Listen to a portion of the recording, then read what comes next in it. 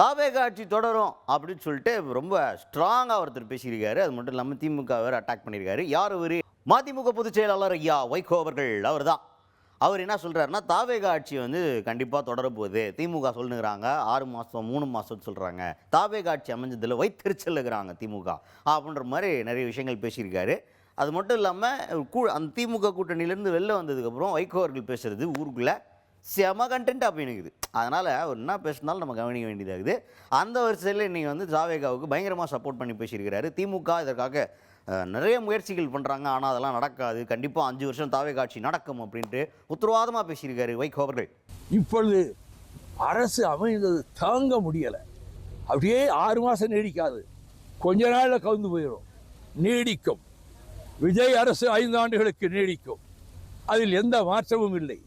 ஆனால் அந்த அரசை வீழ்த்துவதற்காக நீங்கள் எல்லாவித பகீரத முயற்சிகளிலும் ஈடுபட்டிருக்கிறீர்கள்.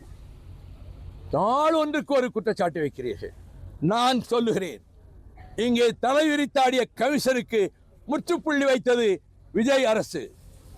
கட்டிங் கரப்ஷனுக்கு முற்றுப்புள்ளி வைத்தது எங்கே விசாரிச்சுக்கலாம்.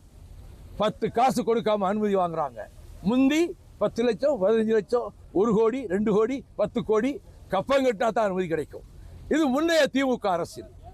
இந்த அரசு ஊழலை வேருடன் பிடுங்கி எறிகிற அரசாக இருப்பதால் நாங்கள் முழு மனதோடு விஜய் அரசை ஆதரிக்கிறோம்.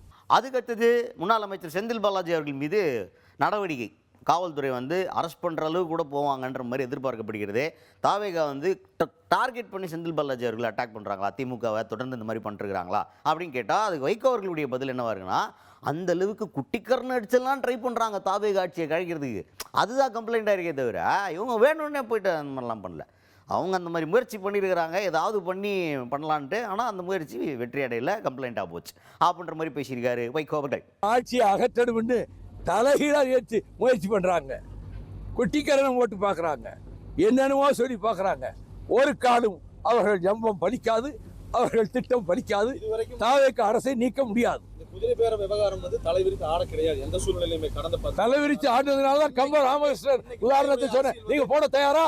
கம்ப ராமகிருஷ்ணன் உதாரணம் சொன்னேனே, அந்த பெருச்சாளி பேரத்தை நடத்துறது திமுக தானே, அதை போட தயாரா? நீங்கள் போட்டா ஒட்டதை போடுங்க. நெக்ஸ்ட் என்ன அப்படின்னு பார்த்தீங்கன்னா, குதிரை பேரம். இப்போ வந்து குதிரை பேரம் பற்றி பேசும்போது ஐயா டென்ஷன் ஆகிடுவார். டென்ஷன் ஆகி என்னன்னா நிறைய விஷயங்கள் டென்ஷன் ஆகி பண்ணுவார். அதுபோக இப்போ கூட்டணியில் போய் சேர்ந்ததுக்கப்புறம் உங்களுடைய ரிலேஷன்ஷிப் தாவேகா கூட எப்படி இருக்குது அப்படின்னு கேட்டால் அது வந்து ரொம்ப ஸ்ட்ராங்காக இருக்குது. எங்கள் தொண்டர்களெல்லாம் நாங்கள் பொதுக்குழு கூட்டத்தில் சொல்கிறோம், திமுக கூட்டணியிலேருந்து வெளில வர்றோன்னொன்னே அந்த அரங்கமே அதிர்ற அளவுக்கு, இடிஞ்சு விழுகிற அளவுக்கு கரகோஷங்கள் எழுப்பினர். அப்படி ஒரு மனப்பான்மையில் தான் இருந்தான். அப்போ தாவேகாவில் சேர்றதா அவங்களுடைய முழு மனசு, ஆமாம் தொண்டர்களுடைய மனசு அதான். அதனால தான் தாவேகா கூட நாங்கள் இணைஞ்சிருக்கோம் அப்படின்ற மாதிரி பேசியிருக்காரு வைகோ அவர்கள்.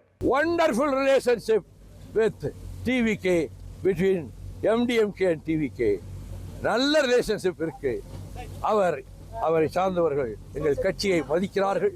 எங்கள் கட்சி தோழர்கள் பொதுக்குழுவிலே 1400 பேர் கலந்து கொண்டு திமுக கூட்டணி விட்டு விலகுகிறோம் என்ற போது மண்டபம் இடிந்து விழுகிற வகையிலே ஆரவாரம் செய்து கரவொலி எழுப்பினார்கள். இதுதான் மதிமுக தொண்டர்களின் உணர்வு.